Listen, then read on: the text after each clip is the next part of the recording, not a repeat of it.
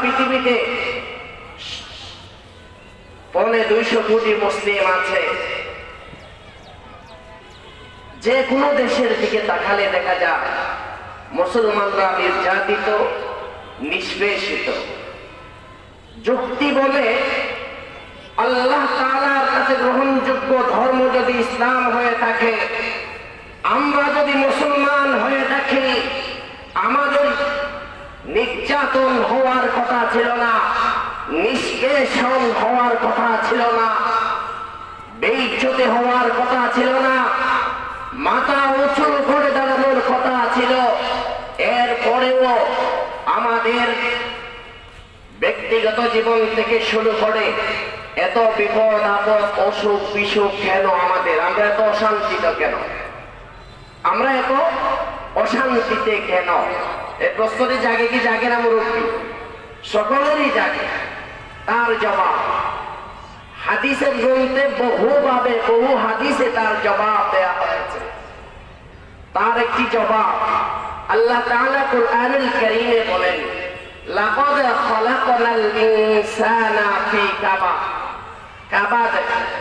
আমি মানুষকে অনেক দুঃখ, কষ্ট, ক্লেশের সৃষ্টি করেছি। আল্লাহ তাআলা বলেন, আমি মুমিনদের জন্য, মুসলিমদের জন্য জান্নাত বানিয়েছি। ইন্নাল্লাযীনা আমানু ওয়া আমিলুস সালিহাতি কানাত লাহুম জান্নাতুল ফিরদাউসি নুজুলা। আমি মুমিনদের জন্য জান্নাতের জন্য 2টি শর্ত আরোপ করেছি। 1 নম্বর শর্ত, আমার উপরে ঈমান আনতে হবে। 2 নম্বর শর্ত, সেই ঈমানের সাথে আমলে সালেহ করতে হবে। আমলে সালেহ করলে লাভ কি হবে? আল্লাহ তাআলা বলেন জান্নাত দেবেন আমাদেরকে, যে জান্নাতে কোনো দুঃখ নাই, যে জান্নাতে কোনো দুঃখ নাই। আল্লাহ তাআলা প্রত্যেকের নামে নামে জান্নাত বানিয়েছেন।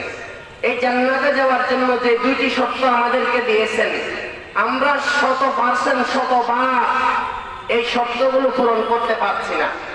এই জন্য আল্লাহ তাআলা অনেক সময় আমাদেরকে বাধ্য করে, কষ্ট দিয়ে, অসুস্থ বানিয়ে, আমাদেরকে গরিব রেখে, রিজিকের কষ্ট দিয়ে, আমাদেরকে পশ্চিমা ইহুদি খ্রিস্টানদের দমন নিপীড়নের কষ্ট দিয়ে আল্লাহ তাআলা আমাদেরকে ওই যে জান্নাতে যাওয়ার জন্য যে 2টি শর্ত আমাদের দিয়েছিল, এই 2টি শর্ত আমরা যথাযোগ্যভাবে পালন করতে না পারার কারণে আল্লাহ তাআলা নিজের পক্ষ থেকে মুমিন মুসলিমদের উপরে বিপদ আরোপ করে, বিপদ